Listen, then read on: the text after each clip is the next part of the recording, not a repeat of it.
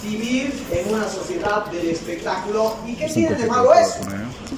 Porque a lo mejor lo que te estás preguntando en este momento es, en vez de ir al teatro, ¿prefiero ir a chupar o prefiero ir a una disco?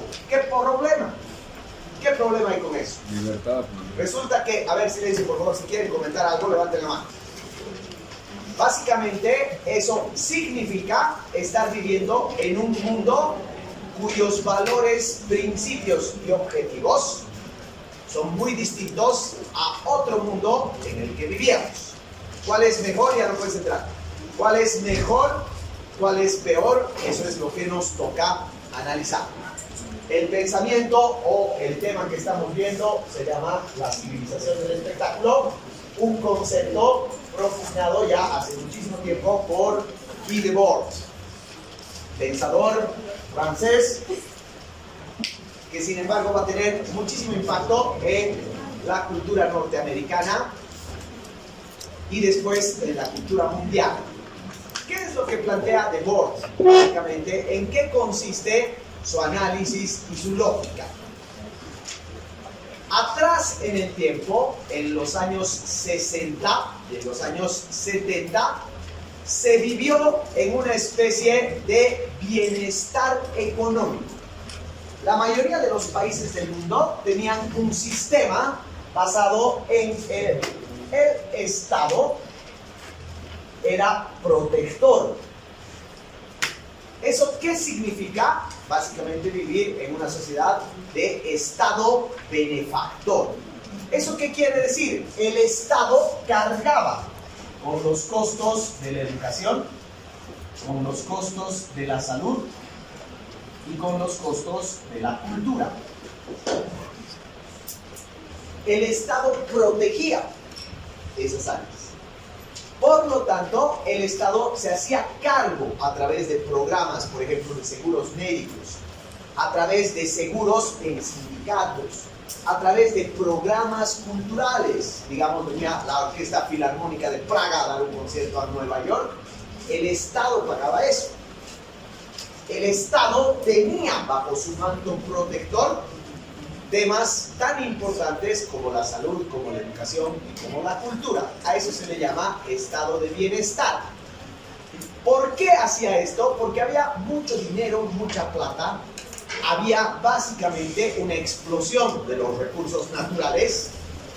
Y básicamente los países más desarrollados del mundo, como Estados Unidos, como Dinamarca, como Holanda, como Francia, como Inglaterra, eran realmente países con un crecimiento económico elevadísimo, con una inversión privada elevadísima, con un desarrollo humano impresionante y la gente vivía cómoda. ¿Cómo no vas a vivir cómoda si no te tienes que preocupar por pagar tu salud, por pagar la educación de tus hijos, por pagar actividades culturales de primer nivel?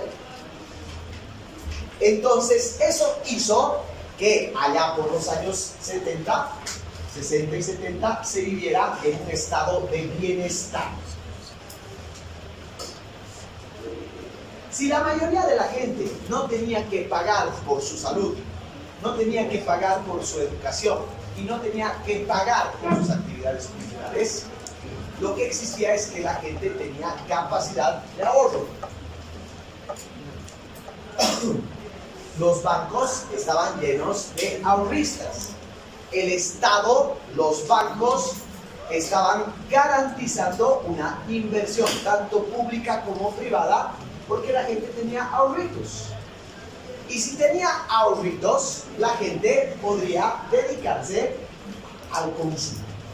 Había mucho consumo. Los años 60 y 70 son la explosión del consumo.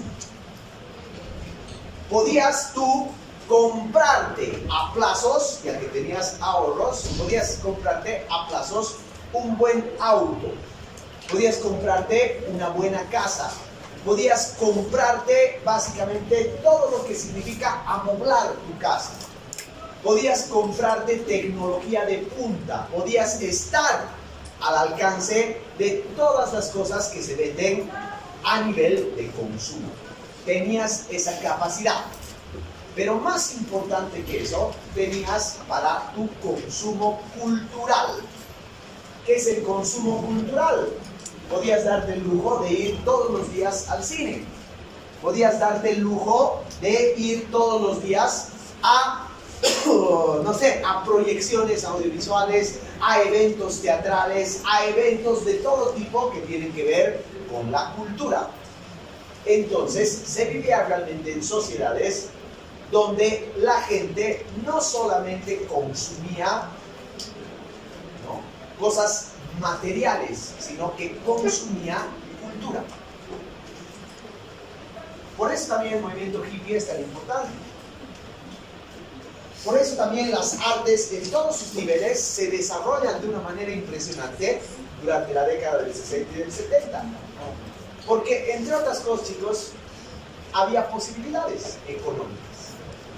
Pero cuando vienen los años 80 y se instaura el modelo neoliberal, entonces básicamente va a haber un cambio sustancial.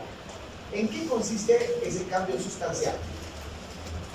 Si yo tengo pagados o asegurados mi sistema de salud, mi sistema de educación, mi sistema cultural, si además soy una persona que básicamente puedo optar por salir un fin de semana e ir no solamente a comerme una hamburguesa, sino entrar al cine o ir a un concierto, entonces también puedo gastar mi plata en entretenimiento. Puedo gastar mi plata yendo a las discotecas. Puedo gastar mi plata en shows de entretenimiento masivos. Puedo gastar mi plata en chupar. Pero cuando viene el modelo neoliberal, tu capacidad de ahorro se va a la mierda. Ya no tienes capacidad de ahorro. Y lo peor de todo es que los estados capitalistas, los estados neoliberales, ya no te pagan la salud, no te pagan la educación, no te pagan la cultura. Los ingresos de la gente bajan de manera brutal. Ya no tienen esa capacidad de ahorro, ya no tienen dinero como para invertirlo en cultura o en entretenimiento. Y entonces, ¿qué va a ocurrir? Va a haber una crisis económica, y esa crisis económica va a generar un desconcierto, como si estábamos viviendo tan bien, de repente ahora estamos en un modelo tan salvaje, tan explotador, que no sé qué está pasando. Mi generación, que somos los que estamos después de la generación de los 70, digamos en los 80, hemos empezado a vivir una crisis muy jodida. Porque tus papás ya no tenían plata, por ejemplo, a nosotros changos, ya no tenían plata para que tú puedas elegir. A ver, necesito 50 pesos para entrar al concierto de Charly García y necesito 40 pesos para ir a una discoteca. ¿Qué eliges? El desconcierto, la crisis económica, la situación de que ya no hay ahorros, ha hecho pues que las prioridades de la gente cambien, que haya un desencanto con la sociedad. A medida que va avanzando el modelo neoliberal, nos vamos dando cuenta de que es un modelo que básicamente nos está asfixiando. Y lo peor es todo lo que hemos estado hablando en estas clases. Lo peor es que no hay alternativa, que no hay solución. Lo peor es que parece que este modelo se va a mantener durante años y por lo tanto ya no tengo esperanza. La gente se desencanta con la política. La gente se desencanta con el modelo económico. La gente se desencanta con los liderazgos políticos. La gente se desencanta con las religiones. Pregunta de examen, ¿qué se llama este fenómeno? Populismo. Este desencanto ante el gobierno, este desencanto ante los líderes políticos, desencanto ante las religiones, ¿qué se llama?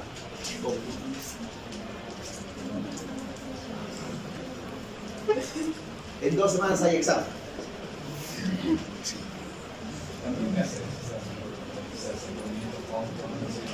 No. ¿Qué se llama teóricamente este desencanto histórico que tiene la gente?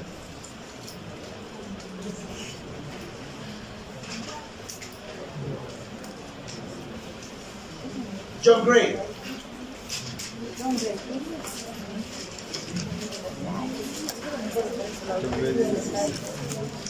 Bien lindos se van a tirar.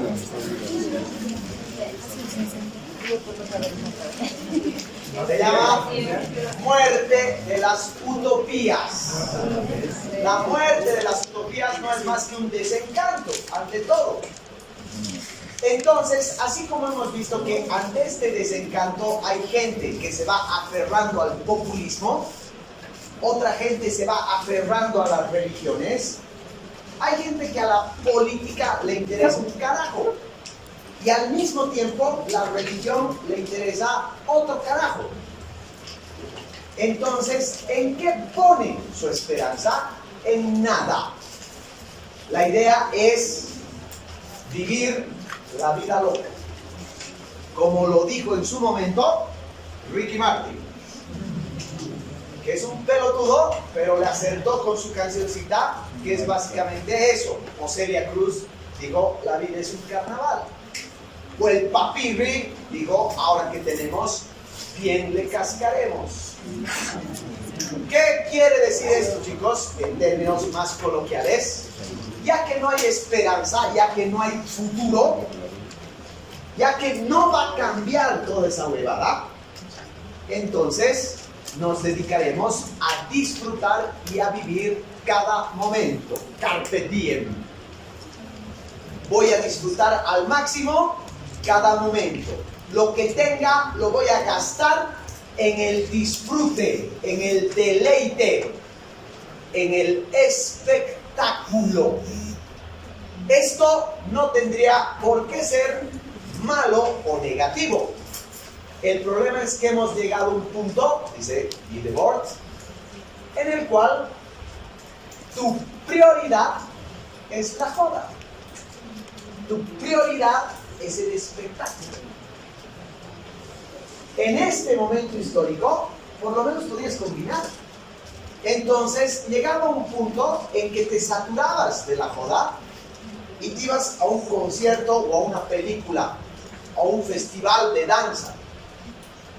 Pero ahora, como acabamos de verificar con una sencilla pregunta que les he hecho, la mayoría de la gente prefiere ir a joder, prefiere divertirse, prefiere entretenerse.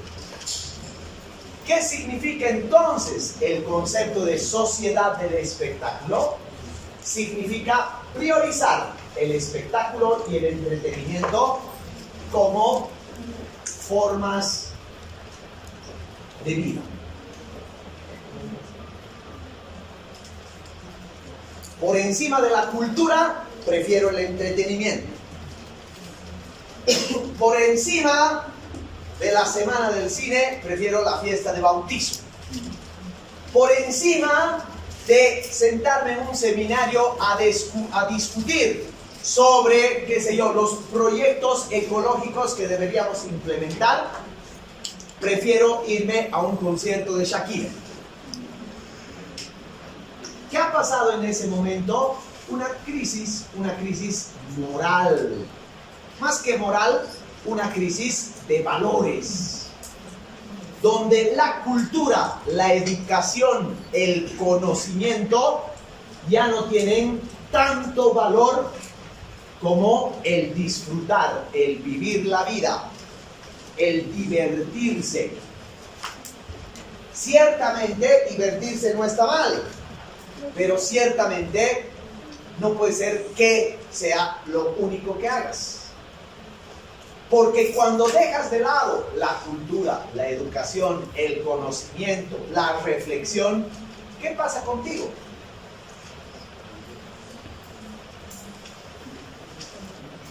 ¿Qué creen que pueda pasarle a una persona, un ser humano, cuya prioridad está en salir a joder? Adelante, fuerte, hermano, por favor. Se convierte en alguien banal. ¿Qué es banal? Exactamente, tu respuesta es correcta. Pero quiero que me expliques en tus palabras qué es banal.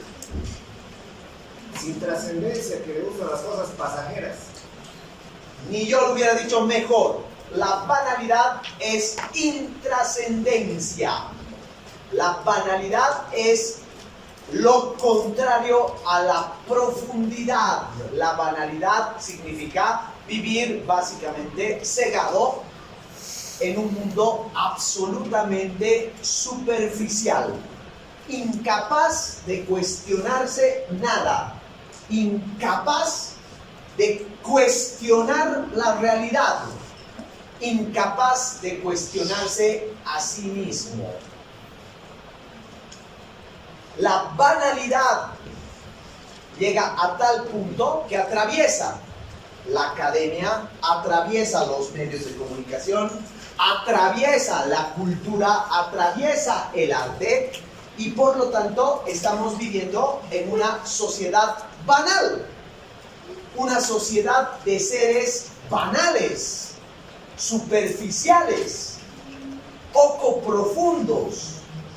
Y una sociedad de seres superficiales, banales, poco profundos, va a crear una cultura de la banalidad, a tal punto que la banalización se va a volver un valor. Miren qué banal soy. Mientras más superficial, tengo más seguidores. ¿Quién me da un ejemplo? Muy bien. ¿Otro? Igual YouTube, ¿no? Los canales esos de niños. Exactamente. Pero si pensamos en términos culturales, la cultura de la banalización, por ejemplo, está en el reggaetón. No hay cosa más banal ni más superficial que eso. Silencio, chicos, por favor. El reggaetón, entiéndanlo como un movimiento cultural, porque es un movimiento cultural. ¿A través de qué se difunde el reggaetón? Del YouTube, del TikTok, del Facebook, de las redes sociales, de los medios de comunicación de masas. Y hay gente, gran parte de la gente, que celebra eso. Lo asume incluso como su forma de vida. Pone a los músicos de reggaetón como su modelo de comportamiento, de vida, de conducta. Literalmente nos estamos yendo a la verga como sociedad y como cultura. ¿Por qué? No porque el reggaetón sea malo o bueno en sí, pero es absolutamente banal. ¿Te puede gustar? Claro. Puedes incluso encontrar contribuciones en el plano estético por cosas musicales. Por supuesto, seguro que sí. Pero es una banalización total. Una sociedad que celebra eso es una sociedad que está entrando en la cultura de la banalización. Y el problema de banalizarnos como cultura, como civilización, implica que estas sociedades están matando al personaje más importante que tenía todas las sociedades a lo largo de toda nuestra historia. En toda civilización han habido estos personajes, y estos personajes han sido los que han hecho la historia. Esos personajes se llaman los interpeladores. Por favor, chicos, échenle una buscadita a la palabra interpelador o interpelación. ¿Qué querrá decir eso?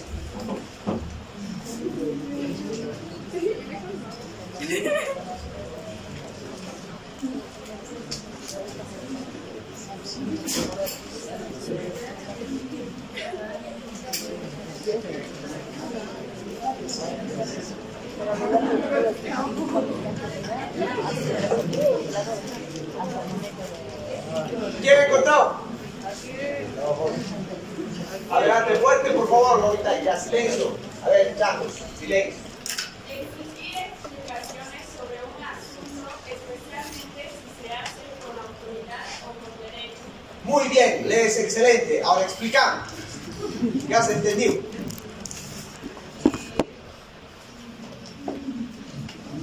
Que debes, sí o sí debes exigir alguna explicación, algo que tenga que ver.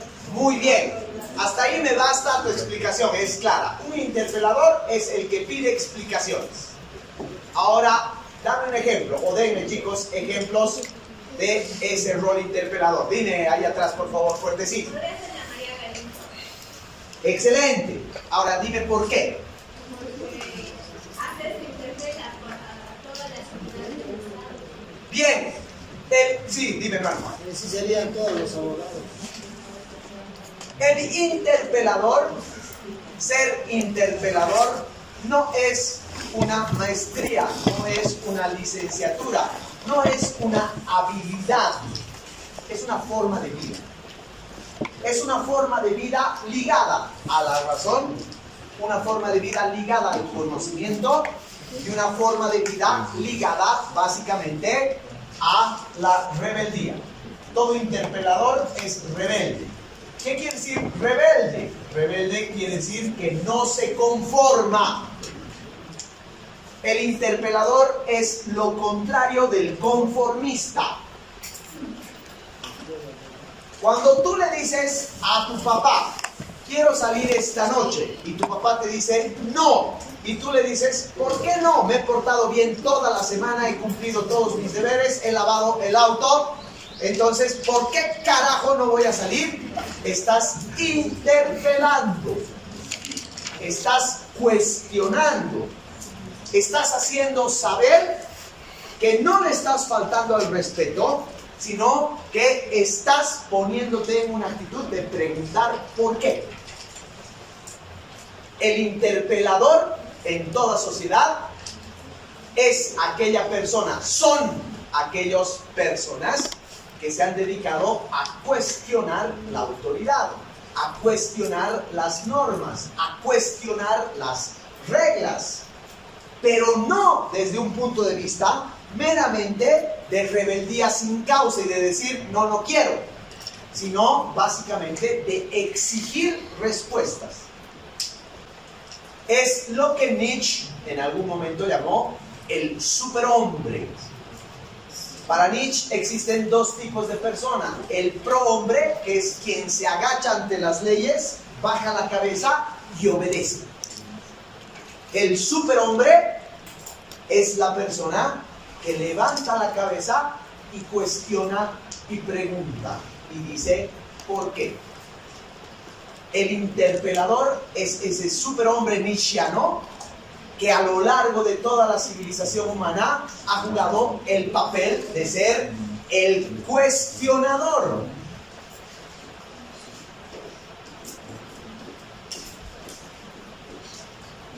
No el conformista. No el obediente. No tampoco, ojo con esto, tampoco el valeverguista o el apático, si quieren decirle ustedes, ya que son personas muy educadas y no dicen malas palabras. ¿Ya? Pero no es la persona apática que se caga en todo, es quien cuestiona. Eso es un interpelador. Puede ser un interpelador educado, puede ser un interpelador rebelde y cínico, puede ser un interpelador enojado, no importa. Sea como fuere, el interpelador cuestiona. Cuando vivimos en una sociedad que prioriza el entretenimiento, cuando vivimos en una sociedad donde la mayoría de las gentes optan por su propia diversión, el concepto de interpelador se va al carajo, chicos, Porque una persona que opta por la diversión y el entretenimiento siempre va a ser una persona egoísta. Siempre. Porque nadie piensa en el entretenimiento de los otros.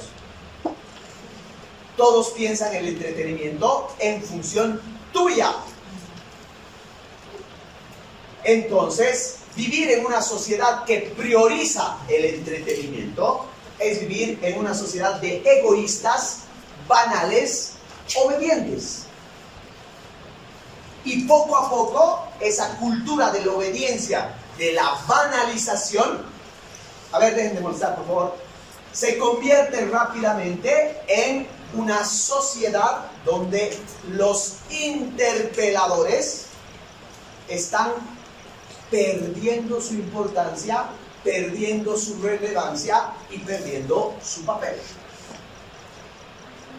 Por eso Debord habla de una muerte simbólica del interpelador.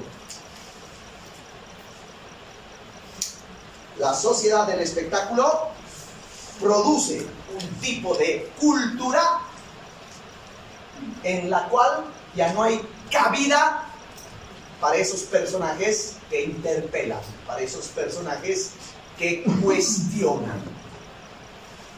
Veamos, vamos punto por punto. ¿Cuáles son esos lugares, esos escenarios que tradicionalmente tenían personas rebeldes, personas contestatarias, personas cuestionadoras, interpeladoras? Primer espacio, la política.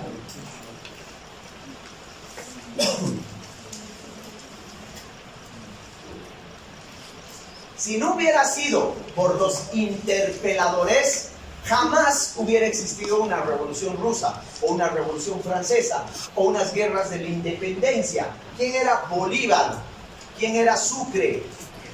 ¿Quién era Andrés de Santa Cruz? Tipos que cuestionaban la autoridad, cuestionaban el poder, cuestionaban el sistema de sometimiento. ¿Quién era básicamente aquellos personajes que han logrado transformar el mundo? Han sido personajes que han cuestionado. ¿Quién era Gandhi? Un interpelador. ¿Quién era Robespierre? El que ha llevado adelante la Revolución Francesa y ha optado por cuestionar la realidad a través de armar al pueblo y tomar por la fuerza la Bastilla. Era un interpelador. ¿Quién era Gandhi? Un tipo que ha hecho exactamente lo mismo, pero al revés. Optar por la paz y optar por los métodos no violentos para lograr la independencia de la India.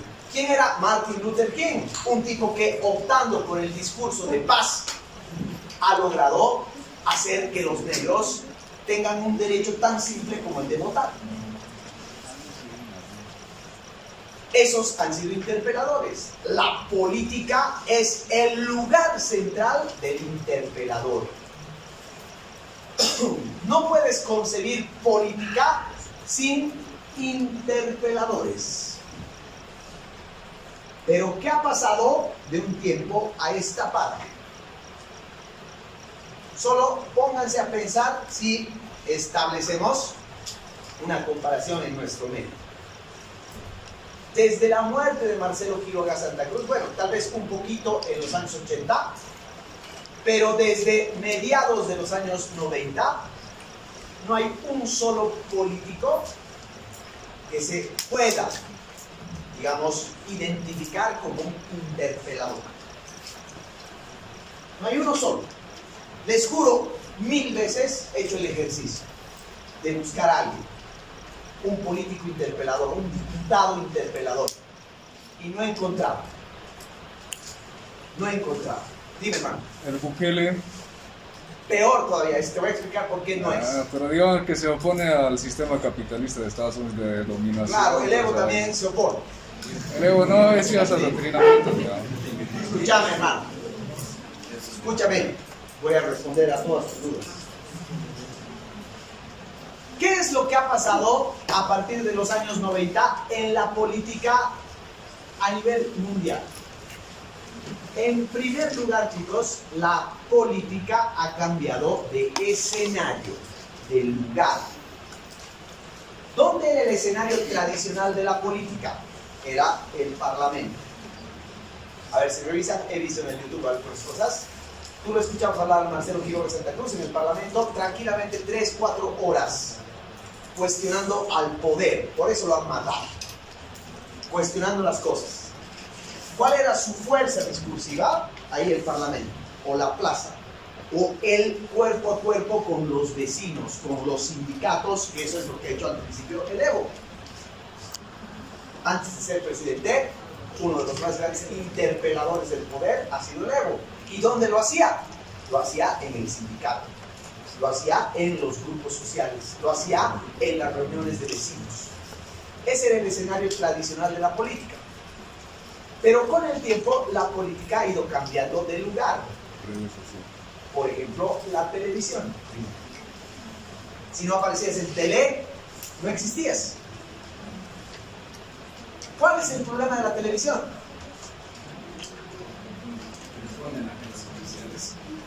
Por un lado, responden, dice su compañero, a agentes comerciales, pero sobre todo responden a un tiempo reducido. O sea que lo que antes podías decir en 2 horas y explicarlo con chuis, ahora tienes 1 minuto para decir eso. ¿Cuánta profundidad tienes en eso? Entonces, ¿qué ha pasado con los políticos? Se han ido adaptando a la televisión y cada vez sus discursos eran menos argumentados, menos fundamentados, a tal punto que te has dado cuenta, los políticos y los politiqueros se han dado cuenta que basta aparecer 1 minuto en la tele, hablar cualquier huevada y ya todo el mundo te va a conocer. Más aún, esto se ha agravado con las redes sociales. Piensen solamente ustedes cuánto siempre puedes decir de profundo en un tweet que te permite, ¿cuántas? ¿700 palabras? ¿Qué cosa profunda puedes decir en 700 palabras? Y sin embargo, todos los políticos en todo el mundo tuitean como gran cosa: oh, este gobierno hambreador nos va a llevar a la locura, 2000 likes, qué gran líder. ¡Qué pelotudez! ¿Qué ha pasado entonces? No solo los medios de comunicación, sino la sociedad en la que vivimos ha ido convirtiendo a los políticos, literalmente, chicos, en payasos. Si no, pregúntele al Samuel Doria Medina. ¿Qué tiene éxito en TikTok? Pregúntele al Johnny Fernández. Pero hay otro que es el diputado y que lo ha votado del Paraguay también. Ya no me acuerdo si ya reí. Pero fíjense qué ha pasado con la política. Silencio. En vez de que los políticos vayan a transformar la realidad los ha transformado a ellos. Entonces, para ser político, ¿qué te basta? Tener tu cuenta de Twitter, aparecer en un canal de televisión, ya no tener profundidad, ni contenido, ni programa, mucho menos proyecto. Basta que salgas a la palestra pública y digas: a ese cabrón lo odio, o que digas: yo les prometo esto, y listo.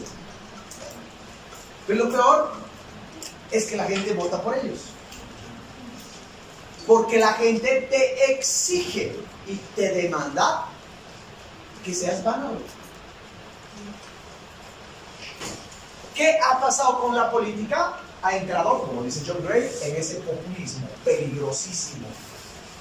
Entonces, lo importante ahorita para el político es prometerte cielo y tierra y decirte: tú eres mi hermano, por ti voy a trabajar, por ti estoy construyendo un mañana, y para eso voy a nacionalizar el petróleo. Listo, has dicho todo. Nunca le has explicado al ciudadano cómo carajos piensas nacionalizar el gas. Pero le has dicho, hermanos, necesitamos nacionalizar el gas. ¡Bravo! Y lo peor es que ninguno de nosotros pelotudos le pregunta, ¿y cómo vas a hacer eso? Eso es populismo. Y por el otro lado, la cara oscura y negativa del populismo es que si no tienes proyecto, entonces dedícate a odiar, dedícate a atacar, construir tu enemigo. El Bukele, que tú mencionabas, hermano, es el peor populista del mundo. A ver, Lice, perdón. No vamos a debatir sobre Bukele eso. se opone a la izquierda, se opone a la derecha, se opone a... ¿Y qué plantea? O sea, digamos que, a ver, ¿dónde está la vaina que decía? Mira, Lice, el interpelador es el que critica, digamos, cualquier Sí, sistema. pero no es el que critica por criticar. A ver, para responderle al Bukele Lover, No, pero mira, te voy a explicar. toda la Bukele clase te dice, sabe... Te voy a explicar primero y después me contestas si estás en desacuerdo. El Bukele te dice, voy a salvar a mi país de la peor mafia que existe, que son las pandillas. Entonces, todo el mundo dice, sí, piensa en nosotros, hay que salvarnos de las pandillas. ¿Y qué hace? Encarcelar a 2 millones de tipos y matarlos de hambre en la cárcel. Y todo el mundo dice, está bien. Claro, está bien, digamos. ¿Cómo está bien? Son asesinos, Lice. Ya. Aquel que quita el derecho de piensas, vivir a alguien entonces, tiene que perder ese derecho, digamos. Bueno, eso demuestra tu grado de desconocimiento total con un concepto que se llama derecho humano. Sí, Y eso significa que tú estás pensando con una idea absolutamente populista, inmediata, sin profundidad y enmarcada dentro de esta civilización del espectáculo. Y perdón, hermano, no te lo estoy diciendo a vos, estoy hablando en general, ¿te das cuenta? Entonces, chicos, ese debate que acaba de plantear Marcos. el debate que acaba de plantear Marcos es el debate que se queda en eso. Es un debate a partir del cual Marcos dice, pero critica a la izquierda y critica a la derecha y critica a todos. ¡Qué bien! Yo también. ¿Pero qué estoy proponiendo? ¿Cuál es mi propuesta? Dime. El Bukele es el más cochabambino que existe porque critica todo y no tiene proyecto. Todo es inmediato, todo es improvisado, todo es además como un show mediático. Y exactamente es lo mismo que un Trump. Exactamente es lo mismo que un Bolsonaro. Todos estos se llaman outsiders. Quiere decir que estamos fuera del sistema porque no somos ni de izquierda ni de derecha. Gran cosa decir eso. Dime, hermano, al punto, ¿no es? Sí, exacto. Entonces, ¿cómo sería una forma de agarrar, por ejemplo, Bukele ha hecho que los 300 días no hay homicidios y aparte, es como que ha hecho la producción en la misma cárcel más grande del mundo. Y habría otra forma, así para no vulnerar los derechos humanos, para lograr lo que él ha logrado. Primero, un ratito, a ver, chicos, no nos vamos a dispersar. Primero, no sé, de cómo ha surgido no sabía que hubiera tanto Bukele Lover aquí. No sabía, en primer lugar. En segundo lugar, este tema de discusión particular lo discutiremos y les invito a tomar un cafecito otro día, pero no tiene nada que ver con lo que estamos hablando. Y tercero, está mal tu pregunta por una sencilla razón que ya les he dicho. La teoría no sirve para darte respuestas. La teoría sirve para mostrarte un contexto. En este contexto, el liderazgo político mundial, salvo contadas excepciones, es un liderazgo político hueco, vacío de proyectos, vacío de propuestas. Uno, chicos, por lo que ya dice o dijo John Gray, hay desideologización.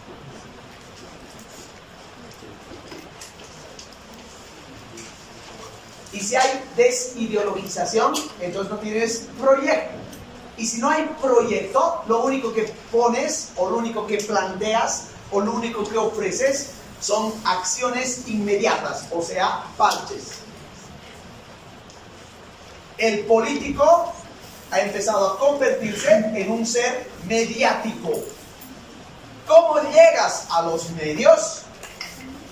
¿Cómo llegas a los medios? Básicamente impactando, diciendo cosas que puedan impactar, diciendo cosas que no tienen sustento o que van en contra de las mayores o de los mayores logros que tiene el ser humano. Para ustedes dos, queridos, me parece aberrante, espantoso que sigamos pensando que la pena de muerte es un justo castigo ante algo. O sea, condenar a un asesino con su asesinato es la peor cojudez que existe. Esa es la contradicción más brutal que podemos crear como sociedad. Por algo hemos avanzado como civilización. Entonces, me hace recuerdo el Bukele Altitos de Vila que prometió pena de muerte para Bolivia. Todo eso es populismo puro. Es debatible lo que estoy diciendo. Me pueden ustedes sacar la mierda. Correcto, les invito a tomar un café y discutir. Pero lo que no me van a poder discutir en este momento es que pese a esa acción inmediata, para mí asesina de ese tipo, el tipo no tiene un proyecto. No tiene un proyecto. Como nunca lo ha tenido el MAS, como no lo ha tenido Carlos Mesa, como no lo tiene Camacho, como no lo tenía Bolsonaro, como no lo tienen los grandes partidos y los grandes líderes de la actualidad. Hemos pasado a la política básicamente de la inmediatez. Si es inmediato, es banal. No tiene profundidad, no tiene visión de futuro, no tiene anclado ningún sustento, ni ideológico, ni representativo del poder. Entonces, la política está creando básicamente payasos. Payasos que utilizan los medios como un instrumento para decir lo más concreto e impactante posible, cosas que son absolutamente generales. La política ha perdido sustento. El político se ha vuelto un ser mediático, no un interpelador.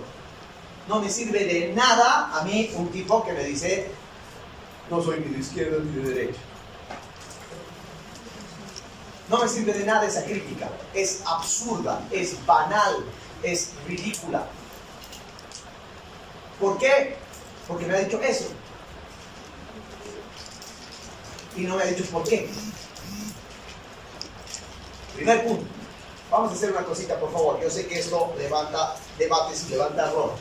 Voy a terminar lo más rápido que pueda y después les doy la palabra. Ya. Segundo, el tema del intelectual, que tiene que ver con la educación. ¿Qué ha pasado en los últimos años en la educación moderna, queridos? Hemos pasado a empezar a valorizar lo técnico por encima de lo reflexivo. Hemos empezado a creer que la respuesta a nuestras necesidades de formación ya no está en las humanidades, sino está en la representación de aprender cosas técnicas. Por eso es tan importante que ustedes vayan, por ejemplo, a esa socialización de la transformación curricular. Porque no se trata de hacer una universidad, no se trata de hacer una carrera de comunicación que te enseñe a manejar Photoshop. Para eso utilizamos un tutorial del YouTube, no necesitas título. Si tú estás exigiendo de la educación que te enseñe a manejar una cámara, estás meando fuera del perol. Porque la universidad, la escuela, ¿qué te tiene que desarrollar? Pensamiento crítico. Si la educación se concentra en lo técnico, estás creando un robot, estás creando un albañil, estás creando un obrero. Pero nunca jamás una persona que reflexione sobre la realidad. Una persona que tenga una postura concreta sobre algún tema. Los intelectuales, como antes eran, han desaparecido. ¿Qué era, por ejemplo, en los años 60 y 70, ser un intelectual? En realidad, siempre, en Latinoamérica, siempre, ¿qué significaba ser un intelectual? Ser una persona cuyos conocimientos tenían un amplio espectro. Un intelectual te podía hablar sobre las connotaciones éticas que tiene la clonación. al mismo tiempo te podía hablar sobre la última novela de Vargas Llosa y te podía hablar sobre la situación política de Bangladesh, porque estaba informado, porque tenía pensamiento crítico. Y si ustedes tuvieran, es decir, si ustedes hubieran nacido en esa época, los medios de comunicación para hablar de la guerra del Golfo, por ejemplo, no le consultaban al político de moda, le consultaban al escritor, o al intelectual, o al pensador. Y el pensador se sentaba y reflexionaba, analizaba, te daba pros y contras, te hablaba de la historia. Y eso era un personaje crítico, eso era un personaje que te orientaba. Ahora los intelectuales lo único que quieren es tener likes. Sobre todo porque vivimos en un mundo buenito, ¿no ves? Eso vamos a ver la próxima clase. Lo que se llama lo políticamente correcto. Donde tienes que ser buenito, agradar y caer bien a todo el mundo y sensibilizarte con las cosas humanas. Que era un crítico de arte. Un crítico que te decía, Brendan Fraser en su última película ha hecho una mala interpretación porque ha hecho un personaje plano, un personaje que no cambia su situación, un personaje que no ha hecho ninguna contribución al guión. Pero no, el crítico ahora te dice, Brendan Fraser estuvo 40 años en su ropero porque le tocaron el culo, entonces qué bien que ha ganado el Oscar. Ya no hay intelectuales. Ya no hay el pensamiento crítico. Chicos, esta universidad ha producido a los más grandes intelectuales del país durante décadas, durante prácticamente un siglo. No hay uno solo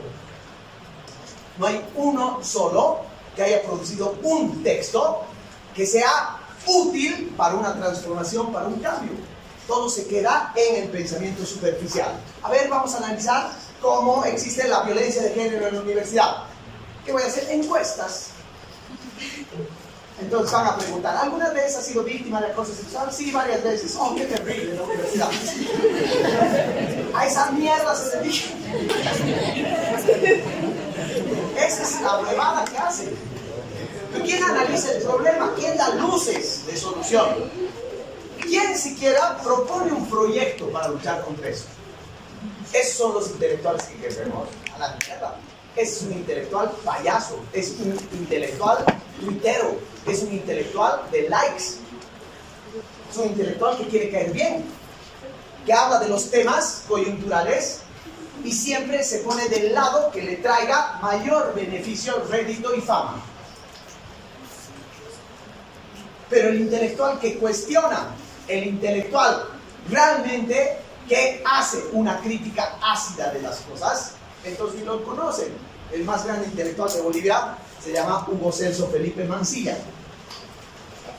El ñato ha estudiado con Adorno.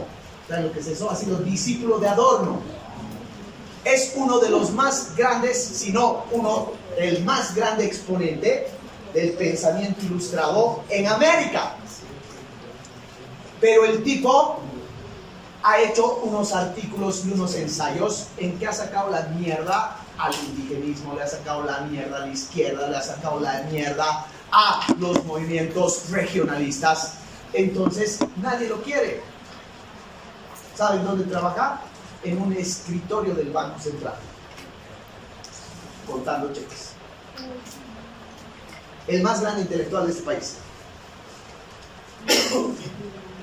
La producción intelectual más profunda y más brillante de los últimos 50 años está ahí contando cheques porque las universidades no los contratan, porque el Estado no lo contrata, porque las ONGs, como tienen tantos enemigos, no lo quieren contratar.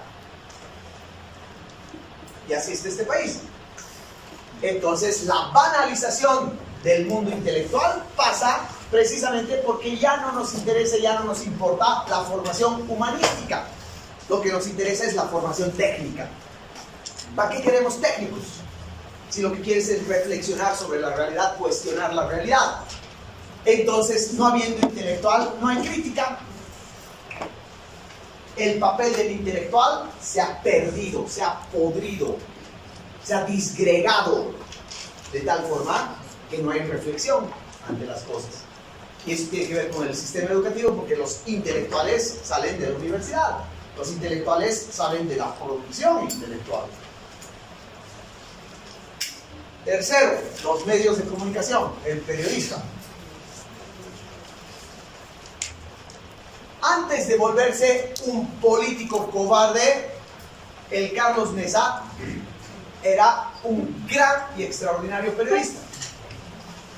¿Qué hacía en sus programas? Ya sea su programa Siglo XX, o su programa de entrevistas, o su programa de noticias. El ñato sentaba, no importa si eras presidente de la República, o eras Fidel Castro, o eras Mario Vargas Llosa, te sentaba y con un guión de preguntas que él preparaba, te rompía la madre. Y te cuestionaba. Te cuestionaba y te obligaba a que respondas. Realmente, si ustedes repasan, creo que están en el YouTube, sus programas de entrevistas de cerca, el tipo era una persona tan bien preparada, tan serio en su trabajo, que no te hacía una sola pregunta al azar. Una vez nomás lo he visto cagarse en el calzoncillo cuando Fidel Castro lo ha hecho mierda, lo ha destruido. Pero Fidel Castro destruía a cualquiera. Pero después el tipo cumplió un rol de ¿qué? De crítico, de interpelador.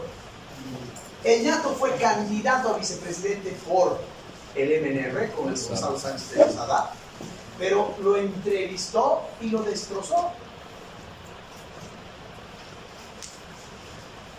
Y eso, chicos, es solo un ejemplo, porque en esas épocas había periodistas extraordinarios.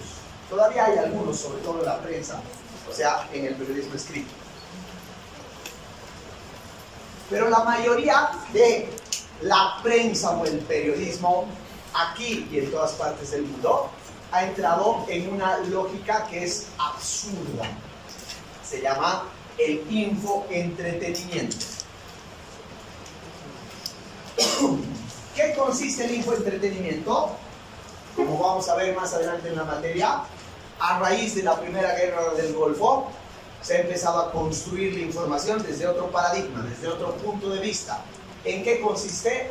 Mezclar la realidad con el entretenimiento, mezclar la noticia con el entretenimiento, presentar de manera amena los hechos.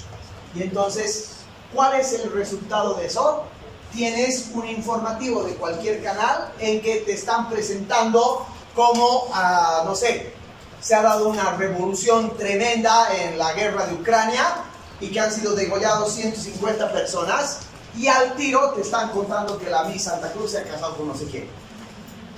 Y además, mientras están presentando noticias, bailan, cocinan, se divierten, cuentan chistes, invitan grupos folclóricos, invitan cuerpos de baile, lo entrevistan a Maluma.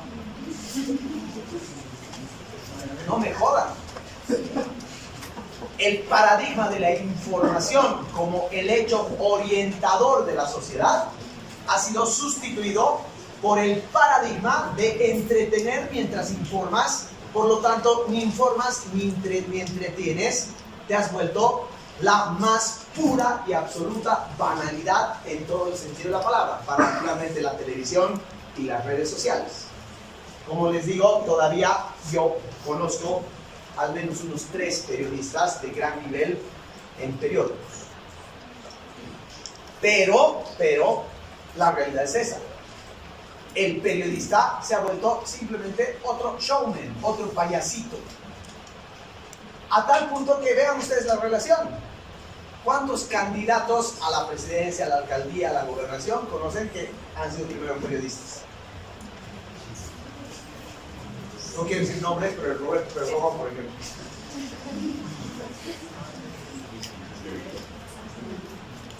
A ver, y en eso no tiene la culpa ni la universidad, ni tiene la culpa el propio presentador, ni tiene la culpa ni siquiera los medios, nosotros.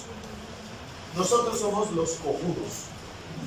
Nosotros somos los que les damos ala y rienda suelta porque consideramos que lo que te dice un presentador de televisión es importante y le dices influencer. ¿Por qué? Porque te vende cremas para maquillarte. O porque te da consejos de vida para cómo sobrellevar tu embarazo. Gran apoyo. Gran información. Es mi héroe, voy a votar por él. El periodismo ha dejado de ser interpelador. Es más, es un asco. Ha perdido toda su función de ser cuestionador.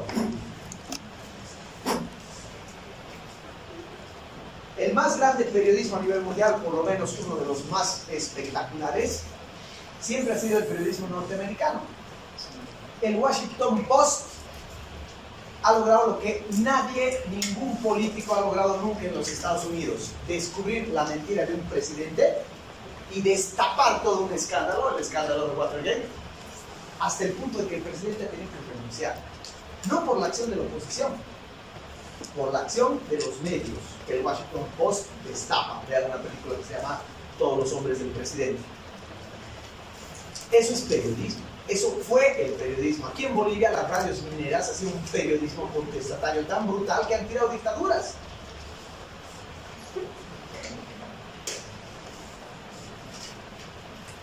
Pero ahora la sociedad del entretenimiento prioriza la diversión, el entretenimiento, el show, la cocina, el ser influencer. ¿Por qué? Porque entre otras cosas, chicos, y esto es algo de lo que tienen que preocuparse, sabemos, ustedes saben, todos saben, que en el periodismo se prioriza la imagen personal, individual del presentador, no su capacidad, no su formación, mucho menos un periodista que siembre incomodidad. Y entonces, básicamente, el papel interpelador que tenía el periodista también está siendo sujeto a esta cultura del espectáculo, a esta sociedad del espectáculo. Y en el arte, el artista que siempre ha sido interpelador, ahora también ha perdido toda su visión.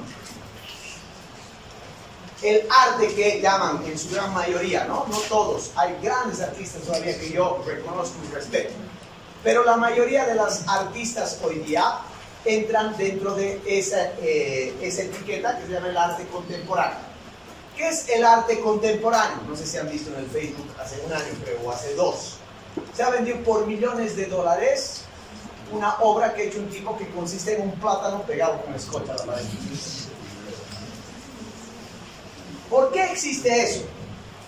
Existe eso porque, uno, hay artistas impostores e imbéciles que justifican su falta de talento haciendo idioteces para impactar.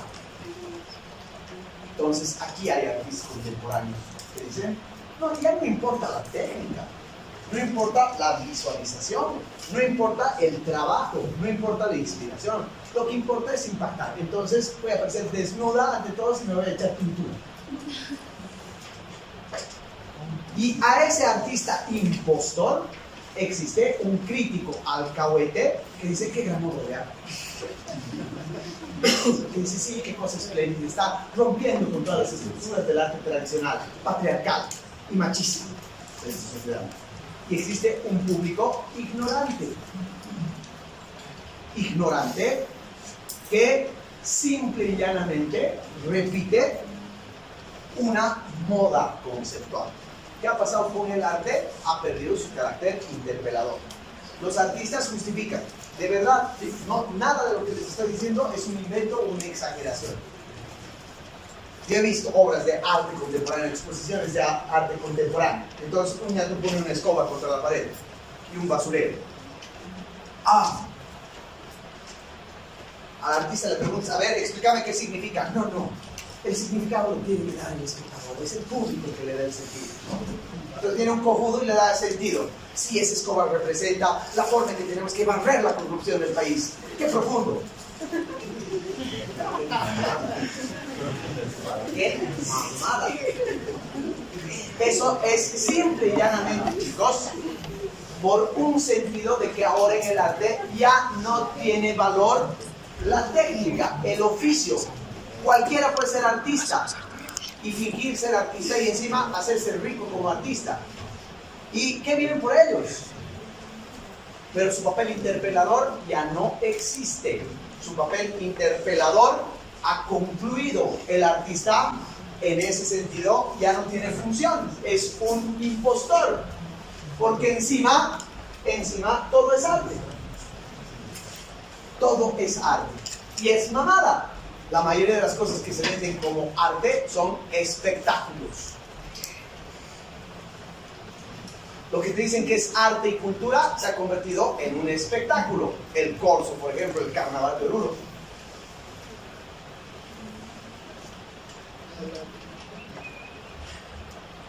A mí, entre otros lugares muy importantes de Bolivia, me han declarado persona non grata en Potosí. Porque Potosí y Sucre organizaban lo que se llama el Festival Nacional de la Cultura. El Estado daba plata para organizar ese festival. Ese festival ha tenido una, si quieren, incidencia a nivel latinoamericano impresionante desde los años 90. Han llegado a ese festival desde la Orquesta Sinfónica de Moscú hasta Charly García. Era una cosa impresionante. Y en los últimos tiempos, el último festival que ha habido en Potosí, en la Casa de la Moneda, que es Patrimonio Cultural de la Humanidad, ahí el comité organizador lo ha traído Enrique Iglesias. Entonces, obviamente, yo, como soy muy elegante, muy cauto, les digo, qué pelotudez que vendas un espectáculo como arte o como cultura. Y se han ofendido. ¿Por qué? ¿Cuáles son las respuestas que me daba la gente en el Facebook? ¿Por qué lo criticas a Enrique Iglesias? ¿No? Si es una buena persona que dona todos los millones a los pobres. Qué buena persona, pero canta como el orto. No sabe nada de música, no sabe nada de composición. Entonces, básicamente hay una confusión total porque te han dicho, hasta la propia academia, hasta los propios intelectuales, hasta los propios críticos, te han vendido una mamada y te han dicho todo es arte, depende de quién lo interpreta. ¡Huevo! No todo es arte. No todo es arte. Pero una ciudad del espectáculo banal, que prioriza el show, que prioriza el entretenimiento, cualquier huevada es arte. Entonces, ¿qué ocurre? Cuando están muriendo estos interpeladores, están muriendo las facultades que tenían los interpeladores para. ¿Qué hacía un interpelador? ¿Qué hace un crítico? ¿Qué hace un intelectual? ¿Qué hace un gran periodista? Te abre los ojos, te orienta, te permite investigar, te permite conocer otro punto de vista, te cuestiona las cosas y en última instancia te llama a la transformación. Eso hace un crítico, eso hace una persona crítica, no te fenestra. Una persona crítica te abre los ojos, te permite ver las distintas variantes que tiene un fenómeno social. Te permite ver los distintos escenarios en los que puedes analizar una obra de arte. Te permite leer un libro con más parámetros que el decir qué buena historia o qué mala historia. Si ese ñato que hacía esto está muriendo, entonces está dejando un vacío superlativo, porque sin interpelador no hay público crítico. Y sin crítica no hay sociedad crítica. Y sin sociedades críticas no hay transformación. Estamos yéndonos a, básicamente, asegurar la banalidad del mundo, el conformismo de la gente y la necesidad de escaparse de la gente, de todo. Muy rápidamente. Además de eso, como ciudadanos, nosotros estamos tendiendo a tener como modelo, silencio, esa banalidad. Humberto Eco dice una cosa bien bonita. En mis épocas, dice Humberto Eco,